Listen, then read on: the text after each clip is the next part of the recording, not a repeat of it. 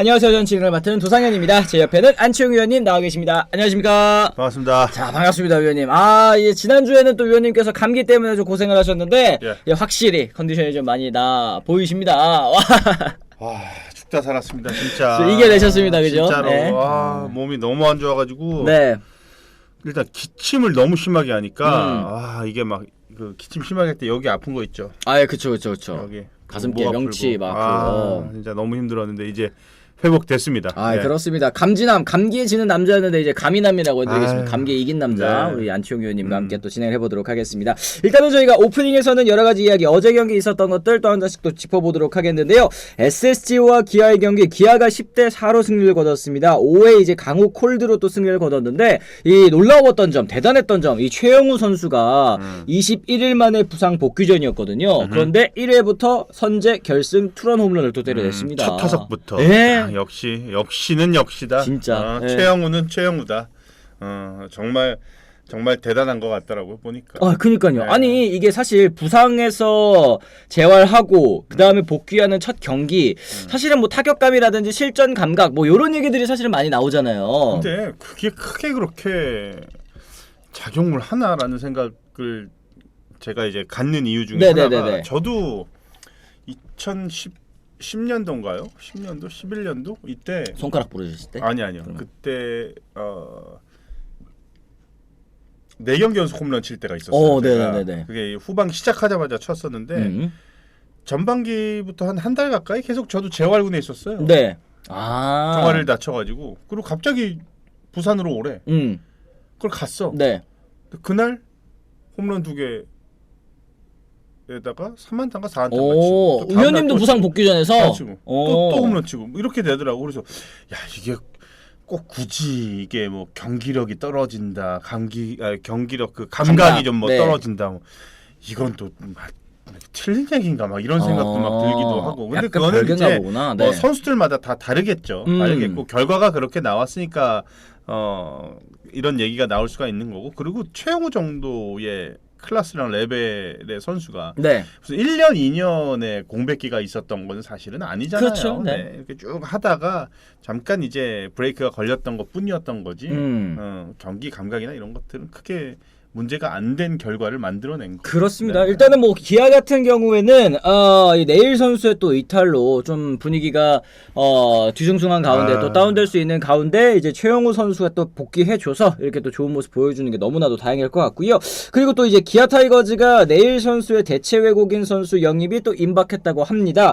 요거 뭐 사실은 아직까지 뭐 오피셜은 아니기는 하지만 이 대만 프로야구 소식을 전하는 CPBL 스태츠는 27일 중신브라더스 KBO 팀과 에릭 스타우트의 계약을 맺었다고 발표했다라고 하는데, 이 스타우트 선수가 93년생이고요. 이 좌타 선수입니다. 제가 뭐 영상도 좀 보고 뭐 던지나 좀 이렇게 살펴봤더니 뭐 페스트볼 던지고 체인지업도 던지고 뭐 스위퍼도 던지고 뭐 이것저것 많이 던지더라고요. 거기에다가 볼넷과 탈삼진의 비율이 굉장히 또 안정적이고 삼진도 많이 잡아낼 수 있는 선수니까 현재로서는 이 대체 외국인으로 데려올 수 있는 가장 좋은 카드를 꺼내들었다라고 볼 수 있을 것 같습니다. 뭐 아직까지 뭐 오피셜이 뜬 건 아니죠. 그렇죠. 네, 뭐 그때 대부분 이런 기사들 나가면은 대부분 보니까 계약하더라고요. 네. 뭐 아무 의미 없이 이런 얘기가 흘러나가는 것 같지는 않고, 좀 기아뿐만이 아니라 올해 유독 이제 그 대체 외국인 선수 제도가 올해부터 시작이 됐고, 그거를 이제 적극적으로 구단마다 잘 활용을 하는데, 가장 베스트는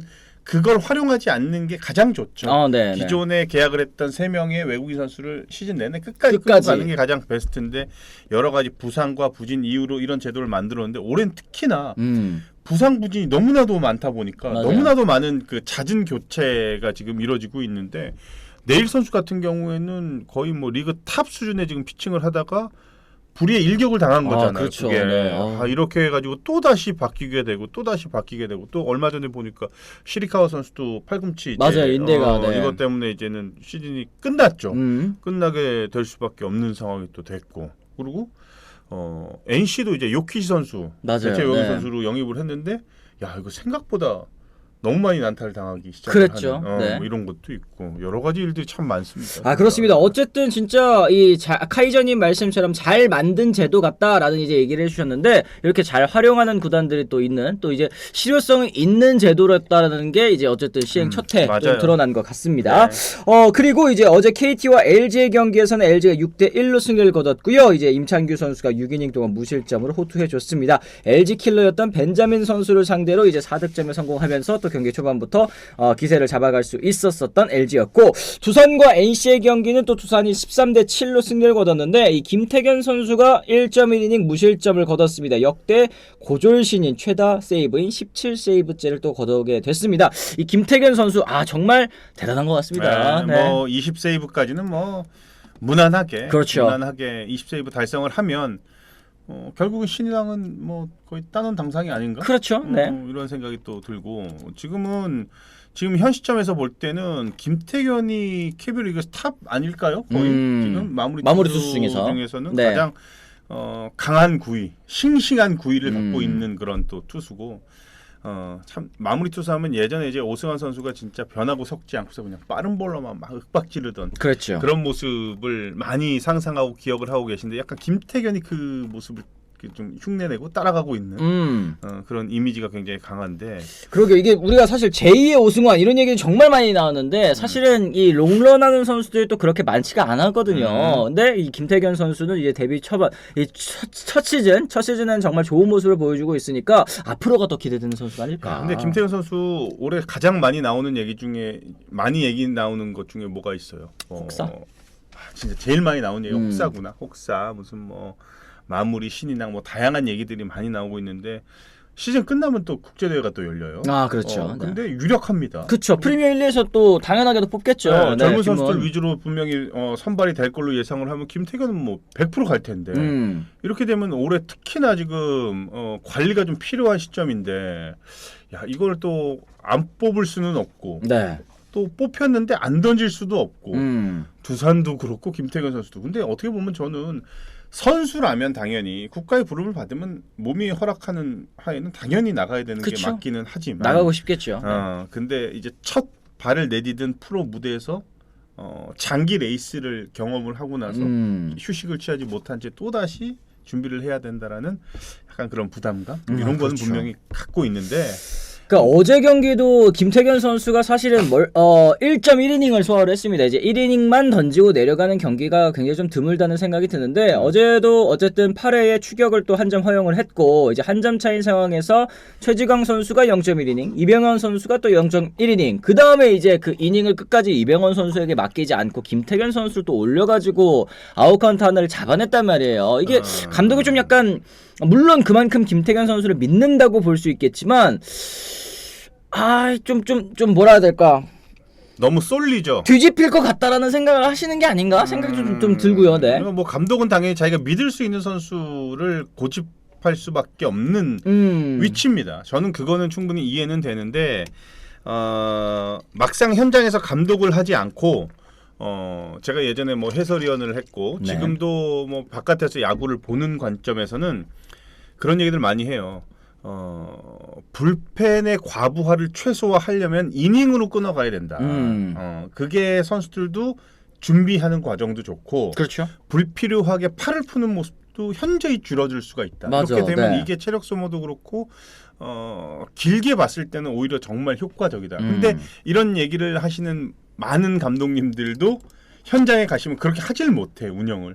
그쵸. 쪼개 쓰게 되더라고요. 근데 저는 이해가 안 되는 거. 아니 뭐 144경기라는 레이스를 하는데 저거 한두 경기 때문에 저렇게까지 해야 되나라고 하는데 제가 만약에 지금 여기서 이렇게 얘기하지만 나중에 내가 감독이 돼도 저렇게 운영할 수 수도 있다는 있는 거예요. 거죠. 그죠? 당장 이제 눈앞에 보이는 이제 승부기 때문에. 그리고 이제 나중에 이제 캠프 때나 이런 데 가서 우리가 이제 편안하게 그런 상황들 이제 얘기하잖아요. 아니 뭐 전에는 뭐 이닝으로 탁탁 해가지고 선수들 이렇게 관리하면서 이렇게 한다고 하셨는데 뭐 막상 감독 되시니까 운영을 그렇게 안 하세요. 이렇게 물어보면 야 진짜 여기서 앉아서 이렇게 해보니까 이렇게 될 수밖에 없다.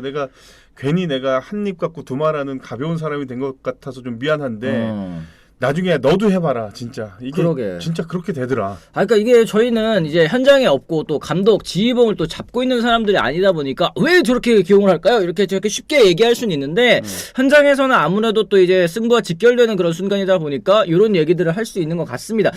쪼니 금동님 울 아들이 하는 말 8시쯤 되면 이병헌이 항상 던지고 있네. 지금 김태균 선수도 김태균인데 이병헌 선수도 만만치 않던데요. 팀 현재 뛴 경기 중 거의 60%의 경기에 또 나섰던데요. 얘기를 하셨는데 지금 두산 베어스가 125경기를 했는데 이병헌 선수가 보니까 68경기에 나왔어요. 거의 70경기 가까이 나왔습니다. 많이 나오기는 했는데 물론 뭐 이닝은 57.2이닝 뭐 1이닝을 다 소화하고 내려간 경기가 좀 적기는 하지만 이것도 어쨌든 경기 수대로 봐야 되는 게 위원님께서 말씀하신 대로 등판하기 전에 불펜에서 몸 풀고 공 던지고 이러는 거 생각하면 사실상 뭐 1이닝 던지는 거랑 비슷비슷한 거잖아요. 참 근데 이게 선수한테는 그런 게 있어요. 나한테 정말로 기회를 줘서 내가 많은 경기에 등판을 하는 게 얼마나 감사한 일인지 그치, 모른다. 네. 기회를 받는 거니까. 이거 근데 뭐 한 4년, 5년 이렇게까지 매년 이렇게 던지게 되면 나중에 선수는 불만을 갖게 되겠죠. 네네네. 근데 이제 막 1군에 자리 잡기 시작을 하는 스타트를 끄는 선수들한테는 사실은 굉장히 고마운 일이거든요. 그러니까 본인이 조금 불편하고 통증이 있고 뭐가 하더라도 지금같이 이병헌 선수처럼 이제 막 1군에 레귤러로 뛰기 시작하는 시점이 되면 조금 아프더라도 참고 던지게 되고 이럴 수밖에 없어 선수 입장에서. 왜냐하면 얼마 만에 잡은 기회고 어떻게 잡은 기회인데 그렇죠. 이걸 놓치기 싫잖아요. 당연히. 그리고 선수들도 스스로 관리를 다 해요. 할 수밖에. 요즘은 이제 시대가 바뀌어가지고 몸 관리를 안 하는 선수가 단 한 명도 없습니다. 그건 그렇죠. 네, 네. 뭐 죄송한 얘기지만 뭐 그 모 선수는 선발 등판 전날 그 술 먹다 걸려가지고 뭐 그런 경우들도 있기는 하지만 그거는 아주 극소수인 거고 다 정말로 관리 잘하고 다 잘해요.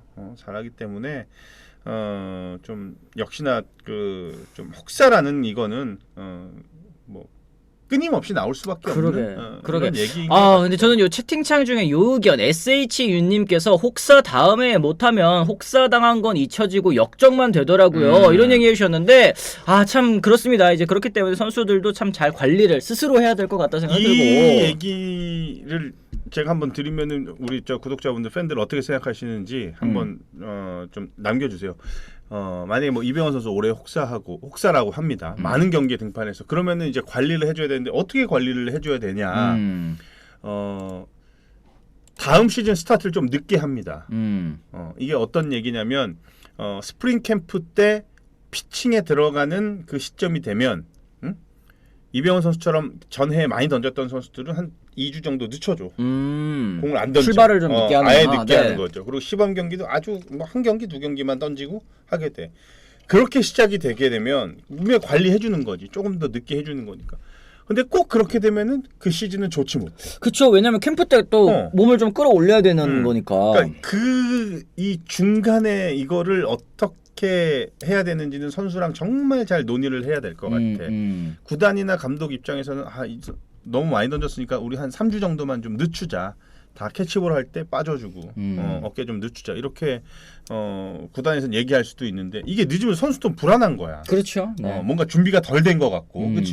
그러니까 이거를 참 잘 해야 되는데 이게 늦게 출발해가지고 좋았던 그 결과를 만들어내는 선수들이 그렇게 많지는 않다. 그렇네요. 네네. 쪼니 감독님, 김명신 선수도 작년에는 무쇠팔이었다가 올해 무너졌습니다. 얘기를 하셨는데 이게 또 불펜 투수들이 뭐 우리나라도 뿐만 아니라 뭐 전 세계 야구에서 다 이제 살펴보더라도 불펜 투수가 롱런하는 게 참 어렵기는 합니다. 이제 그렇기 때문에 정말 어려운 보직이라는 생각이 드는데 지금 젊은 선수들 또 지금이야 또 이제 체력적으로 또 잘 관리를 해가지고 또 시즌을 잘 마무리해 줬으면 일단은 좀 좋겠다는 생각 좀 듭니다. 자, 이렇게 해가지고 저희가 오프닝 요 정도로 좀 마무리를 해보고요. 저희가 본격적으로 이제 첫 번째 주제 같이 이야기 나눠보면서 시작을 해보도록 하겠습니다.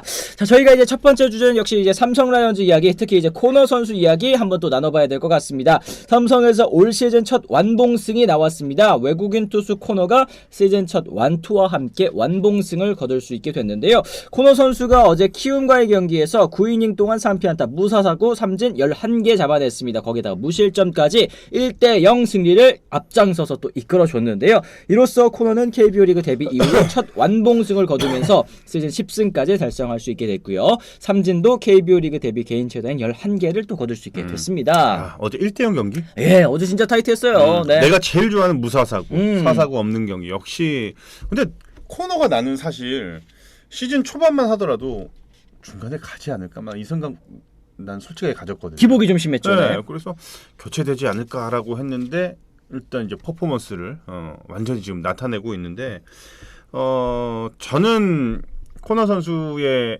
그 피칭을 보면은 어떻게 표현을 해야 되나? 옛날 좀 약간 클래식? 우리가 아주 알고 있는 그냥 예전의 투구 아주 단순한 많은 스트라이크를 던지고 그리고 직구도 이제 포심, 스위퍼, 체인지업 이 세 가지 그렇죠. 구종이 가장 이제 주 구종인데 특히나 외곽을 많이 활용하지는 않아요. 이걸 가지고 적극적으로 던진단 말이에요. 자꾸 치라고. 근데 시즌 초반엔 이게 어떻게 보면은 좀 약간 난타를 많이 당하던 그런 모습이 있었다면은 지금은 파울 유도하다가 어려운 거 그러니까 볼로 헛스윙을 잡는 게 아니라 스트라이크로 바로바로 그냥 던지면서 들어가 버리죠. 네. 이러면서 이제 던지는 그 투구 스타일. 근데 그게 나도 이제 기사에서 봤는데 클래식한 피칭이라는 표현들을 막 쓰더라고요. 보니까 나는 그게 너무 내 그 머릿속에 탁 와닿더라고. 네네네. 너무 괜찮은 것 같아요. 아 그래요. 어제 경기에서도 역시 이 코너 선수가 말씀하신 것처럼 진짜 인상적이었던 장면이 이 하이 페스트볼, 그러니까 높은 코스죠. 높은 코스 페스트볼과 이제 좌타자 기준으로 몸쪽으로 이제 떨어지는 스위퍼 던지고 바깥쪽으로 이제 결정구 체인지업 딱 꽂으니까 이거 그냥 삼진 나올 수밖에 없더라고요. 굉장히 공격적이고 이 수직 무브먼트보다는 수평 무브먼트가 좀 돋보이는 그런 스타일의 피칭을 또 가져가고 있고 또 실제로 볼넷 허용률이 굉장히 낮아요. 그렇죠. 그에 반해서 또 탈삼진율은 굉장히 또 높은 편이고 그리고 이 클래식한 구종을 던지는 투수답게 땅볼을 맞춰 잡는 유형과는 약간 거리가 있고 상당히 뜬공 투수형에 가까운 그런 피칭을 한다. 그렇죠. 네. 이렇게 좀 생각을 좀 전달을 드리고 싶어요. 그래 이제 네. 코너 선수가 사실은 메이저리그에 있을 때에도 뭐 예전에 이제 뭐 콜로라도 있을 때에도 위원님께서 말씀하신 것처럼 뜬공 투수였고 그때는 이제 문제점이 피홈런이었단 말이에요. 이게 너무 공격적으로 이제 스트라이크 존에 들어가다 보니까 이제 홈런도 좀 작고 몰린 공이 나오면 또 이제 장타를 많이 허용하는 그런 케이스였는데 이게 올 시즌 초반 KBO 리그에서도 좀 드러난 경기들도 있었습니다. 근데 이제 후반기로 점점 리그에 적응을 해 나가면서 기복이 좀 그래도 줄어든다는 느낌이 들어요. 그렇죠. 구속도 153km 뭐 이렇게 막 찍히는 모습들 네. 여러 번 뭐 우리가 볼 수가 있고 체력적인 문제나 스태미나 쪽은 전혀 문제가 없어 보입니다. 로테이션 소화도 굉장히 좋고 일단은 많은 이닝을 계속 최근 들어서 소화를 해주니까 네. 가장 삼성한테는 1승 1승이 중요한 시점에 코너가 이 에이스 역할을 좀 제대로 또 해주고 있고 삼성이 탄력을 받는 거는 어찌 보면은 최근 들어서는 선발진의 호투가 계속 이어지다 그러네요. 보니까 좋은 경기력을 계속 보여주고 있는 것 같은데 네. 하여튼 코너는 지금 저는 올해보다도 내년 더 기대가 돼요. 그러네요. 네. 네. 진짜 뭐 리그에 적응하는 그 기간이 조금 길었다고 했을 때는 말씀하신 것처럼 내년이 좀 더 기대된다라는 거 다시 한번 말씀드릴 수 있겠습니다. 코너 선수가 고척돔 마운드에 대한 평가를 했다고 합니다. 예, 코너 선수가 항상 이제 마운드 상태에 대해서 굉장히 또 예민하고 또 민감한 선수다 맞아요. 보니까 이런 질문들도 하는 것 같은데 메이저리그 경기를 했었던 마운드다 다른 어떤 구장들보다 확실히 더 좋다는 생각을 한다. 그래서인지 잘 던질 수 있었던 것 같다 말하며 웃었다고 하는데 지금 이제 밑에 맥콜러버님 코너야 라팍도 메이저리그에서 쓰는 흙 공소해 왔단다 얘기를 해주셨는데 그러니까 그 정보는 모르는 것 같아요. 코너가. 네. 그러게 이게 좀 왔다 갔다 하는 것 같기는 합니다만 어쨌든 어제 경기는 정말 좋은 모습 보여줬습니다. 올 시즌 9이닝 완봉승 일지 한번 보여드리겠습니다. 윌커슨 선수가 6월 4일 기아를 상대로 또 해냈고 켈리 선수가 6월 25일 삼성 상대로 또 해냈고요. 그리고 이제 코너 선수가 8월 27일 키움 상대로 또 해냈는데 올 시즌 KBO 리그 네 번째 또 완봉승을 하고 합니다. 이 9이닝 완봉승은 롯데 윌커슨, LG 켈리에 이어서 또 세 번째라고 하는데 기아의 알드레드 선수가 또 있었죠. 이제 강욱 콜드로 또 5이닝 완봉승. 이것도 어쨌든 완봉승으로 쳐주기는 쳐주니까 또 이제 언급은 해드리도록 하겠습니다. 그런데 이 외국인 선수들만 또 이렇게 9이닝 완봉승이 있다라는 게 좀 아쉽네요. 그죠? 토종 선수들이 완봉 경기를 하는 경우가 또 많이 드물어졌네요. 완봉보다 이제 완투승은 좀 있죠. 뭐 네. 양현종 선수 좀 있었고 그 뭐 딱히 떠오르는 투수가 없어요. 국내 선발진이 9회까지 소화하는 경우가 이게 계속 시간이 지날수록 점점 줄어들고 있는 추세입니다. 네, 역시나 네. 뭐 마운드의 분업화가 이제는 확실히 자리 잡은 그런 현대 야구에서 선발 투수가 9이닝까지 소화하는 거는 뭐 좀 많이 줄어들고 있는 것 같기는 해요. 하지만 역시나 좀 국내 선수들과 외국인 선수들의 여러 가지 기량 차이 네. 이런 것들은 우리가 무시 못할 것 같아요. 보면은. 네. 아, 그래 저희 원태인 선수 언급 안 했다고 주르르르 그냥 원태인이 나오는데 원태인 선수도 있었죠. 네. 양현종 선수 또 이제 원태인 선수가 완투승을 또 거둬줬는데 완봉까지도 또 거둘 수 있는 또 이제 옛날 같은 경우에는 또 완봉승, 완투승 이런 것도 밥 먹듯이 하는 선수들이 많이 있지 않았습니까? 예를 들어서 지금 뭐 채팅창에도 나오고 있는 뭐 윤학길 선수 이런 분들 정말 더 기억이 나는데 어쨌든 이렇게 이 코너 선수가 이 어제 경기는 정말 압도적인 모습으로 이제 키움 타선을 좀 잠재웠다라는 거 말씀을 드릴 수 있을 것 같고 삼성 소속 완투 완봉 바로 읽어드리도록 하겠습니다. 조능전 삼성 소속 최근 마지막 완투승이 2024년 8월 2일이었죠. 거의 뭐 한 달도 안 됐습니다. SSG 상대로 9이닝 동안 3실점 원태인 선수가 거둬줬고 마지막 완봉승은 2022년 5월 14일 두산전까지 또 올라가야 됩니다. 뷰캐넌 선수가 기록을 했다고 하는데 자 이랬을 때 코너 선수 재계약 여부에 대해서 또 같이 한번 얘기를 나눠봐야 될 것 같아요. 코너 선수가 지금 현재 3.58의 평균 자책점 올 시즌 10승도 또 어제 결국 달성을 해냈습니다. 150.2이닝 던져줬고 전체적으로 좀 굉장히 기록이 예뻐졌어요. 그죠? 네. 맞아요. 뭐 150이닝을 벌써 소화를 했고 3점대 중반의 평균 자책점 10승까지 또 달성을 했고 이게 시즌 초에 쫙 달리다가 시즌 후반에 쭉 가라앉게 되면은 재계약을 해야 되냐 말아야 되냐 고민이 될 텐데 그쵸, 네. 지금은 반대로 초반에 좀 고전하다가 지금 완전히 이제 상승 곡선 그리고 있으니까 당연히 코너 선수의 재계약은 당연히 이루어져야 된다고 저는 봅니다. 네, 그거는 뭐 제 생각은 무조건 해야 된다.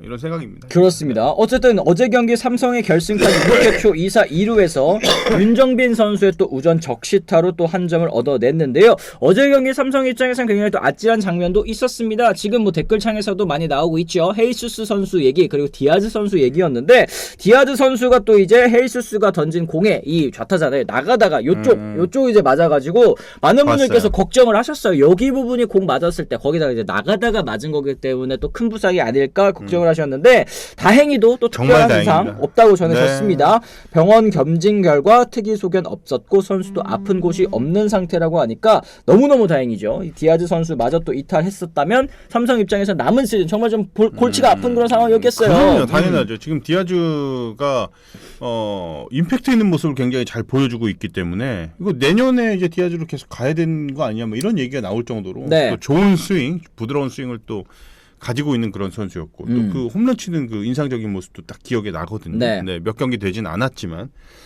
근데 이게 벌써 이렇게 몇 경기 치르지도 않은 상태에서 큰 부상을 당할 거라고 생각을 했는데 그 부위가 워낙 그 약한 부위니까. 그렇죠. 예민한 부위니까. 근데 병원 검진 결과 특이 소견이 없다라고 하니까 얼마나 다행입니까? 맞습니다. 맞습니다. 네. 지금 이제 코너 선수의 최근 인터뷰 카이저님께서 또 가져가 주셨는데요. 시즌 초 볼배압 KBO 타자 성향에 익숙치 않았는데 이젠 KBO 리그 적응에 완료해서 더 잘할 수 있다. 지켜봐 달라. 이제 얘기를 했습니다. 내년이 더 기대된다라는 거 이런 인터뷰를 통해서도 좀 알 수 있을 것 같은데 그리고 이제 코너 선수가 어제 또 호흡을 맞춘 이 이병헌 선수 있지 않습니까? 이 삼성의 포수 이병헌 선수가 이 볼배압이라든지 아니면은 또 최신 뭐 이런 이론들 이런 것들에 굉장히 또 관심이 많다고 하더라고요. 그래서 코너 선수도 굉장히 또 신뢰를 하고 이 믿고 던질 수 있는 그런 이제 경기 내용을 만들어준 것 같은데 이게 되게 인상적이더라고요. 저는 어제 어느 선수 타석이었지? 이게 아까 말씀드린 것처럼 하이 페스트볼, 몸쪽 슬라이더, 바깥쪽 체인지업. 요게 진짜 메이저리그에서 봤었던 그 승부 방식인 거예요. 그래서 진짜 코너 선수가 이제는 KBO 리그에서도 자기 공을 효율적으로 던질 수 있는 법을 또 많이 고민을 한 것 같다는 생각이 여유가 들었어요. 이제 생긴 거죠. 이제 타자를 상대하는 요령 그리고 한국 야구에 대한 그 성향 그리고 한국 타자들에 대한 성향 이런 것들이 어느 정도 이제는 된 거죠. 왜냐하면 이제 외국 같은 특히나 이제 미국 같은 경우는 굉장히 공격적인 성향을 띄우고 스트라이크를 놓치지 않는 그런 모습들을 그렇죠. 많이 보여준다라고 하면은 한국 타자들은 타순의 어떠한 그 의존도가 굉장히 높죠. 상위 타선, 중심 타선이 되면 공격적으로 할지 모르겠지만 특히 이제 선두 타자들 같은 경우에는 이닝마다 선두 타자는 공을 좀 지켜보는 네. 출루의 목적을 두니까. 또 이제 하위 타선 같은 경우도 뭐 적극적인 공략보다는 또 공을 지켜보는 이런 것들이 이제 어느 정도 파악이 되니까 본인이 힘을 써야 될 때와 힘을 조금 아껴야 될 때 뭐 이런 것들을 이제 좀 터득을 하기 시작을 하게 된 거죠. 그래서 좋은 기록도 지금 코너 선수가 나타내고 있는 것 같고.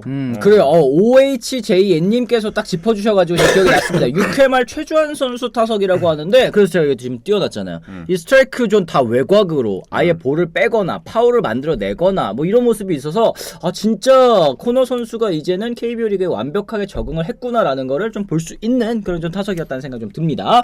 자, 어쨌든 이 디아즈 선수도 너무 다행으로 부상당하지 않은 것들 삼성팬 입장에서는 진짜 가슴을 쓸어내릴 만한 장면이었고 이 앞으로도 이 코너 선수의 또 호투를 한번 기대를 해보도록 하겠습니다. 자, 이렇게 해가지고 저희가 첫 번째 주제는 좀 마무리를 지어보도록 하겠고요. 지금 채팅창에 또 여러 가지 또 이 채팅 남겨주고 계십니다. 맥콜러버니 병원이 돈 들여서 유학 보낸 거 아니요? 그거 돈값 하는 겁니다. 얘기를 해주셨는데 앞으로 이 이병헌 선수의 이 뭐라고 해야 될까 볼배합이라고 해야 될까 이런 것들은 좀 많이 주목을 하시면 재밌을 것 같기는 하고요. 그 다음에 지금 댓글 통해서 뭐 지금 다른 뭐 이 지역 방송 채팅창에서 있었었던 뭐 채팅들 뭐 너무 지저분했네 뭐 이런 얘기를 하시는데 저는 일단은 뭐 이 편파 방송이잖아요. 이제 지역 방송에 있었던 거는 그리고 편파 방송이고 또 이제 이 저희 채팅방이야 정말 또 관리가 잘 되고 또 매너 있으신 분들이 또 많기 때문에 저희가 딱히 뭐 제재를 가하거나 차단을 하거나 이런 경우들도 없는데 이게 그렇지 않다면 이제 만약에 분위기가 좀 험악해졌을 때 그 선을 꼭 넘으시는 분들이 많이 나오는 것 같아요. 근데 거기에 대한 불만을 우리가 굳이 여기서는 언급하실 필요는 없을 것 같습니다. 되게 이게 한두 번만 이제 언급하고 넘어가시면 그냥 저도 얘기를 안 하려고 했는데 좀 길어지는 것 같아서 다시 한번 좀 끊어갈 필요가 있겠다 생각을 해서도 말씀을 드리는 거니까 그쵸. 그냥 지역 편파 방송에는 그런 팬들만 모이는 거예요 얘기를 하셨는데 굳이 또 이렇게 가가지고 뭐 안 좋은 것도 보실 필요는 좀 없을 것 같습니다. 그런 그 팬들만 모이는 그런 뭐 거기라고 하면은 그분들끼리 모여가지고 그렇게 뭐 이렇게 시끌벅적하게 하시면 뭐 재밌지 않겠어요? 그렇죠. 뭐 이제 지역 방송이고 또 그렇죠. 또 타 방송 얘기는 길게 이야기하지 않으시는 것이 또 어떨까 또 얘기를 해주셨습니다. 어쨌든 디아즈 선수 볼데드, 그러니까 데드볼 볼 때마다 사구 볼 때 트라우마 생길 뻔했다고 김님께서 얘기를 하셨는데 올 시즌에 진짜 삼성 라이온즈가 외국인 타자 때문에 너무 고생을 많이 했잖아요. 맥키넌 선수부터 시작을 해서 카데나스, 지금 이제 디아즈 선수가 너무 잘해줬기 때문에 맞아요. 만약에 이탈했다고 한다면 진짜 남은 이제 가을 야구까지 또 영향을 줄 수 있는 그런 상황 아니겠습니까? 맞습니다. 뭐 일단 뭐 큰 부상이 없다고 하니 오늘 경기부터 바로 이제 또 투입이 되겠죠. 근데 올해 진짜 삼성이 그런 그 고생 끝에 낙이 온다고 외국인 타자들 때문에 참 고생 많았었는데. 그쵸. 이제 요번에는 좀 제대로 된 타자를 영입을 했다. 이런 평가가 많았는데 이게 부상이 아니라 정말 다행입니다. 진짜. 그렇습니다. 그렇습니다. 지금 트로치님께서 기아 이야기도 또 해주십니다. 이 스타우트 선수 내년 시즌 데뷔도 할 겸 대체 선수로 데려온 거겠죠? 얘기를 하셨는데 요 시점에 사실 그리고 이제 8월 초까지 8월 15일 전까지 등록된 선수는 가을 야구까지 뛸 수 있잖아요. 이때 들어온 선수들 같은 경우에는 진짜 이 재계약에 대한 동기부여가 확실할 것 같습니다, 위원님. 맞습니다. 어찌 됐든 간에 큰 경기에서는 외국인 선수 의존도가 높을 수밖에 없어요. 구단 자체도 그렇고 국내 선수들의 활약도 물론 필요하겠지만 외국인 선수가 주는 임팩트가 특히나 타자보다는 투수 쪽에 조금 더 무게가 많이 실리긴 하죠. 네. 그거는 뭐 어떻게 할 수 있는 방법이 없어요, 진짜로. 네. 아이고. 위원님께서 또 이제 말씀하시다 보니까 기침이 또 나오시나 봅니다. 네, 양해 부탁드리겠습니다. 네, 죄송합니다. 괜찮으세요? 네, 괜찮습니다. 네, 네. 진행하시죠. 어쨌든 고에스트님께서 또 위에도 후원 2번이나 해주셨는데 저희가 또 반드시 짚고 넘어가 보도록 하겠습니다. 박세웅 선수의 대전 징크스는 그나마 개인 징크스인데 한화의 사직 징크스는 팀 전체 징크스인 것 같습니다.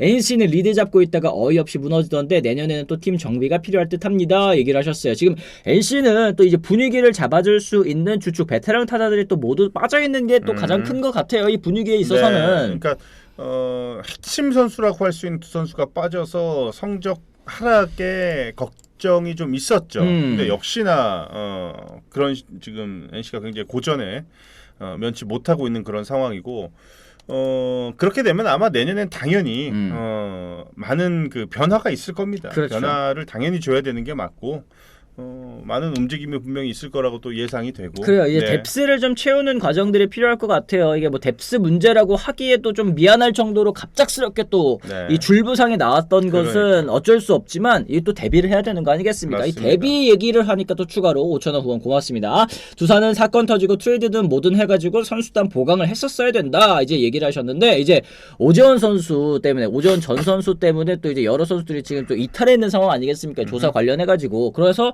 지금 또 두산도 굉장히 어려운 그런 시간을 보내고 있는데 참 이렇게 천재지변이라고 봐야 될 것 같아요. 이제 줄부상이라든지 아니면 이런 이제 이 야구 외적인 사건 때문에 이렇게 빠져 있는 거 여기에도 물론 또 대비를 해야 되는 게 프로 야구단의 어려운 이유가 아닐까 싶습니다. 뭐 이제 1군 엔트리를 30명이라고 생각을 하면 구단에서 한 시즌을 준비하는 과정에서는 한 45명 정도로 생각을 합니다. 네네. 그래서 선발 투수도 5인 로테이션이 아니라 8인 로테이션을 생각하면서 준비를 하죠.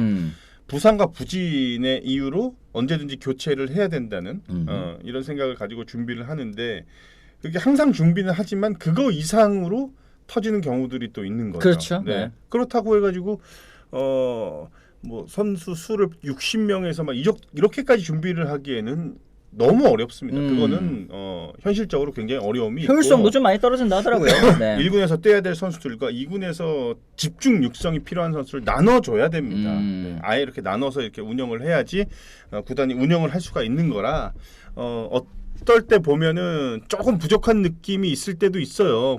팬들이 보시기에는 네. 그거는 특히나 올해같이 여러 가지 사건 사고 이슈들이 있기 마련 그런 사건 사고들이 터지게 되면은 생각보다도 선수들의 수가 부족할 수밖에 그렇죠. 없고 준비는 하되 이런 경우들이 종종 있습니다. 정말. 맞습니다. 네. 참 어쩔 수 없는 그런 부분들도 있다라는 거 말씀해 주신 것 같고 블루진님께서도 5,000원 후원 감사드립니다. 고맙습니다. 삼성 이번 시즌의 호성적이 2021 시즌 허사명 형 경기 감독관이 감독할 때처럼 플루크인 것은 아닌 것 같은데 시디님과 삼파 도기자님께서는 어떻게 보시나요? 얘기를 하셨습니다.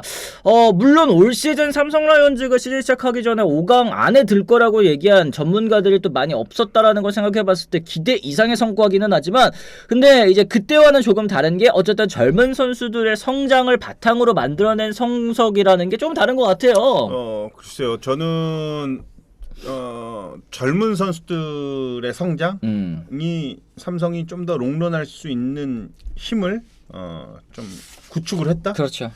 저는 이렇게 보고 있습니다. 여기에 이제 외국인 선수들의 활약만 같이 가미가 된다면 젊은 선수들과 외국인 선수 그리고 뭐 강민호, 박병호라든지 이런 그러네요. 베테랑 선수들 그 신구 조화 이런 것들이 잘 어우러지면서 올해 많은 전문가들, 많은 야구 팬들의 예상을 깨고 네. 더 높은 곳을 지금 올라가고 있잖아요. 네, 그래서 이게 일시적이지 않다.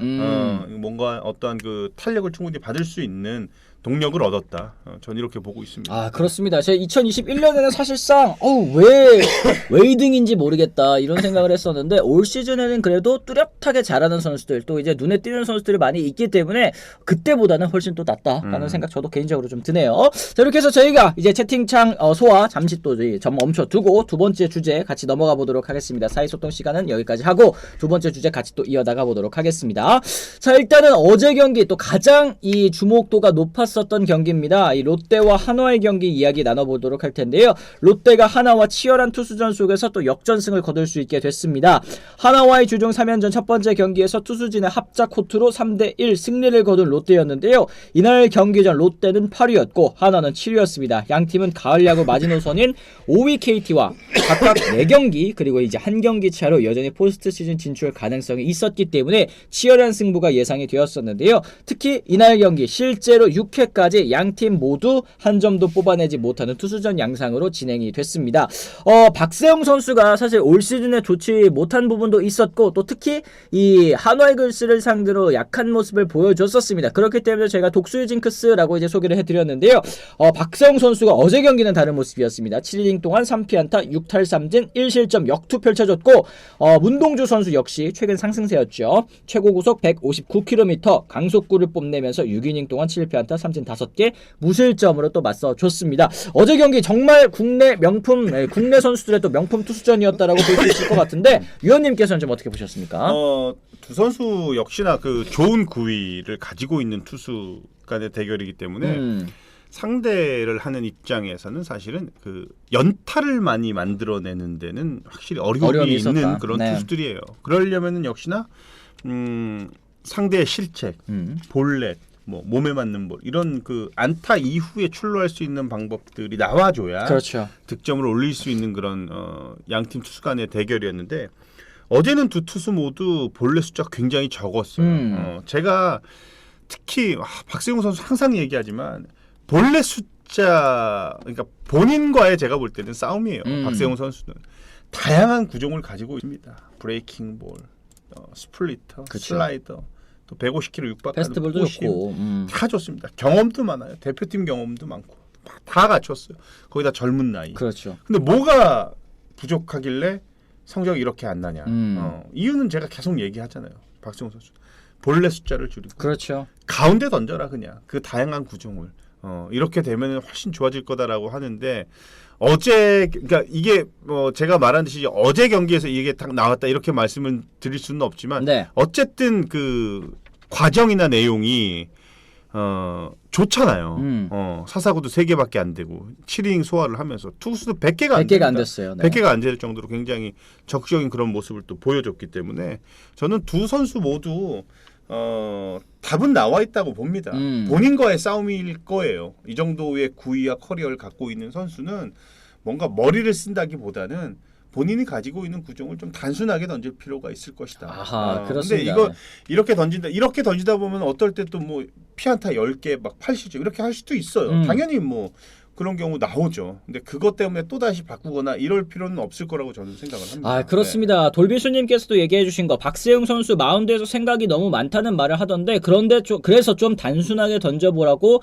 조언을 코치들이 했다는 말이 있었다. 이렇게 또 짚어주셨고요. 박세웅 선수 정말 이 부진에 대한 그 걱정, 이 심리적인 여파가 있었던 것 같습니다. 부진에 대한 질책 자기한테는 얼마든지 해도 되는데 가족이나 지인에게는 하지 말라고 하는데 에휴 길 지나가다가도 거울 보면 피칭 연습했다는 걸 보면 마음이 얼마나 힘들었을지 유니콘님께서 이런 말 해주셨는데 많이 올 시즌 기대치에 미치지 못했었던 것은 사실이지만 또 박세웅 선수도 정말 부진 탈출을 위해서 여러 가지 또 고민하고 많이 바꿔보려고 했습니다. 오히려 그게 더 안 좋은 방향으로 간 게 아닐까, 오히려 더 이게 파고 들어간 게 아닐까라는 생각 좀 해봅니다. 어쨌든 단순하게 던짐으로써 이 타겟책을 찾은 박세웅 선수 남은 시즌 또 등판이 나와 있죠. 이 등판에서는 또 좋은 모습을 보여줘야 될 것 같은데 어제 경기는 또 특히 이 문동주 선수도 이 높은 패스트볼과 또 떨어지는 그 낙차큰 커브로 또 이제 승부를 많이 걸어줬습니다. 어제 보니까 사사구가 없었네요. 6이닝 소화하면서 뭐 피안타 7개, 안타 허용하는 거는 신경 쓸 필요가 없을 것 같아요. 네. 어제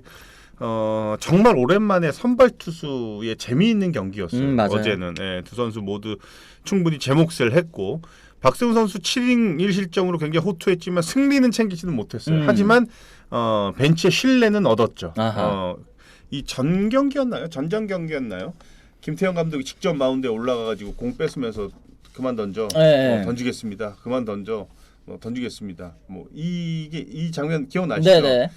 그거 이후에 이제 불과 몇 경기 만에 약간 바뀐 그런 모습. 벤치가 바라는 건 바로 그런 거거든요. 네, 어제는 박세웅 선수가 다시 어떠한 그 본인의 이름 석자를 알릴 수 있는 그런 피칭을 어제는 충분히 보여줬다. 그렇습니다. 김태형 감독도 더가웃에서 웃고 계시더라고요. 유니콘님 짚어주셨습니다. 경기 후 김태형 감독, 오늘은 선발 박세웅 선수가 그간의 부진을 딛고 7이닝 1실점으로 정말 좋은 피칭을 해줬다. 박세웅이라는 이름에 걸맞은 투구였다라고 이제 칭찬했다고 하는데 앞으로도 이런 모습이 계속 이어져야 되겠죠. 그리고 양팀의 득점 과정 한번 짚어드리도록 하겠습니다. 7회 초 노시안 선수 볼넷으로 만들어낸 기회였습니다. 실점도 사실은 이제 볼넷으로 좀 시작이 되기는 했어요. 최은성 선수의 2루타 그리고 김태현의 땅볼로 하나가 선취점을 뽑아냈습니다만 8회 말에 고승민의 2루타, 손호영의 안타, 레이에스의 희생플라이를 동점 만들어냈고요. 이후에 윤동희 선수, 정복은 선수의 연속 적시타로 롯데가 3대1 역전을 했습니다.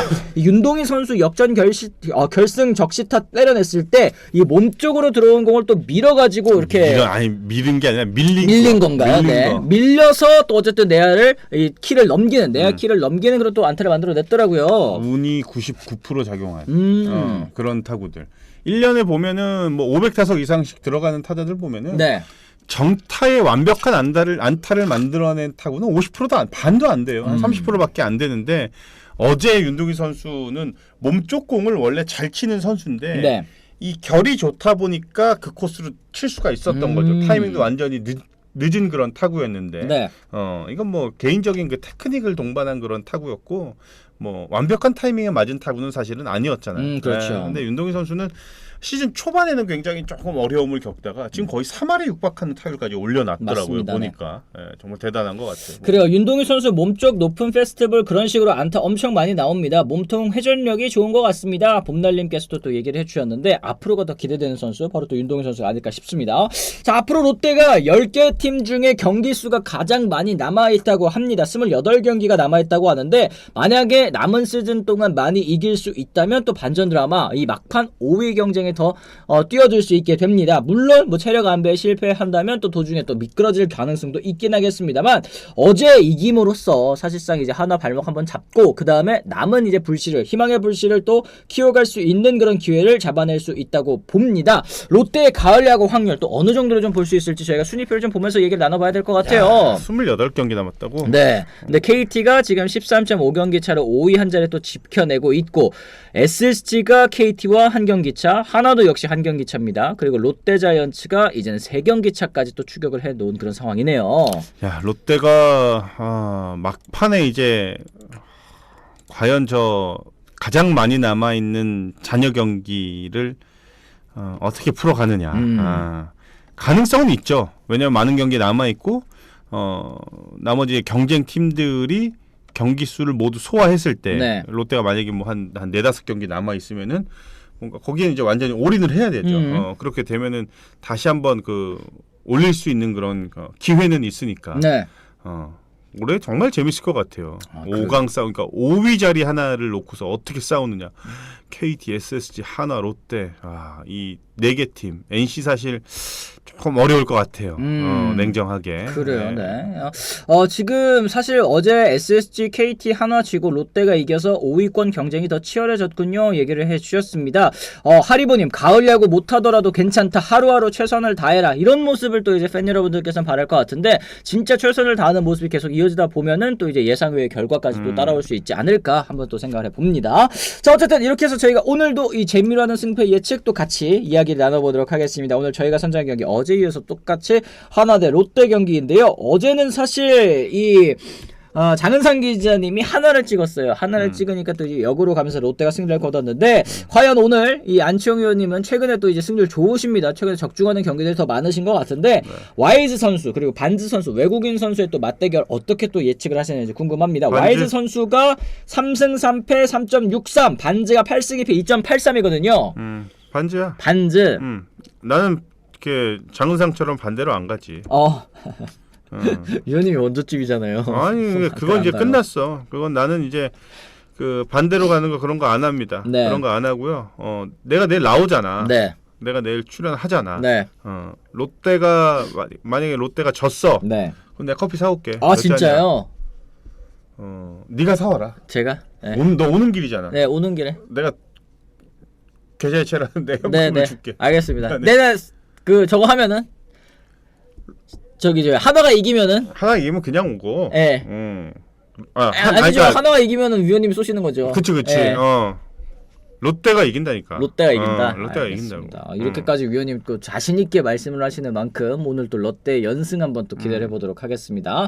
어쨌든 신재야님께서 이런 얘기하셨습니다. 김태형 감독이 그래서 명장인 것 같습니다. 핑계대지 않고 선수 뎁스를 점점 키워나가서 앞으로가 더 희망적이라고 보는데요.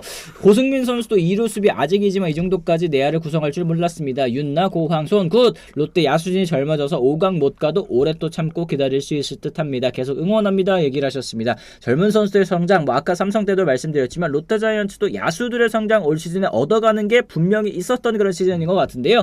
결실을 좀 이뤄내기를 바라시는 팬 여러분들께서 또 많으시겠죠. 이제 내일 경기, 오늘 경기 또 어떻게 할지 한번 또 지켜보도록 하겠습니다. 난 이거 보고 너무 웃었어. 내일 갑자기 계좌가 안 된다. 계좌 이체가 안 된다. 아니냐고 얘기를 하셨는데 롯데가 만약에 이기면 스튜디오에 있는 카누 그리고 하나가 이기면은 저희 앞에 있는 것도 못 들어가겠습니다. 이제 뭐 우리의 일거수일투족을 그냥 다 알고 계시는구나. 네, 우리 맨날 이거 카누. 저는 이것도 만족합니다. 근데 좋아합니다. 네. 어쨌든 이렇게 해서 저희가 얘기를 나눠봤습니다. 오늘도 역시 여러분들 또 많이들 찾아주신 것 같아요. 이제 끝까지 시청하시는 분들 무려 1200분 계시는 것 같은데요. 이 끝까지 시청하신 분들 모두 감사드리고요. 나가시기 전에 저희 좋아요도 한 번씩 꼭 부탁을 드리도록 하겠습니다. 저희는 역시 내일도 오전 10시에 또 같이 또 돌아오도록 하겠고요. 위원님께서 아까 자신 있게 말씀하신 대로 오늘은 이제 반드 선수도 한번 믿어봐라 얘기를 하신 만큼 내일 결과 어떻게 될지 한번 좀 지켜보도록 하시죠.